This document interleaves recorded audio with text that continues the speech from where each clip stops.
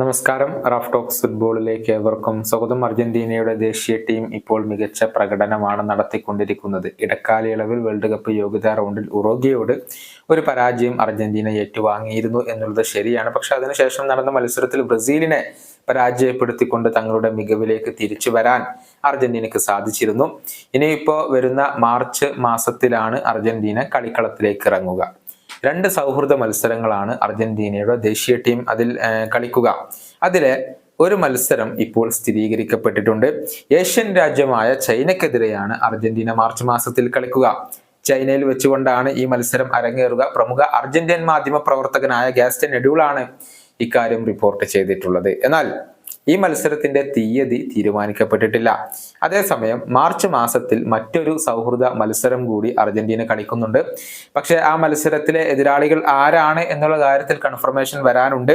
ശക്തരായ എതിരാളികൾക്കെതിരെ കളിക്കാനാണ് ഇപ്പോൾ അർജന്റീന ആഗ്രഹിക്കുന്നത്. കാരണം കോപ്പ അമേരിക്ക വരുന്നുണ്ട്. അതിന് നല്ല രീതിയിൽ അർജന്റീനക്ക് തയ്യാറെടുക്കേണ്ടതുണ്ട്. എന്തെന്നാൽ ആ ഒരു കോപ്പ അമേരിക്ക കിരീടം നിലനിർത്തുക എന്ന ഉദ്ദേശത്തോടു കൂടിയാണ് അർജന്റീന വരുന്നത്.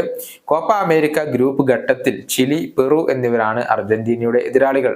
അതേസമയം കോൺമബോൾ വേൾഡ് കപ്പ് യോഗ്യതാ റൗണ്ടിൽ ഒന്നാം സ്ഥാനത്ത് തുടരുന്നത് അർജന്റീനയാണ്.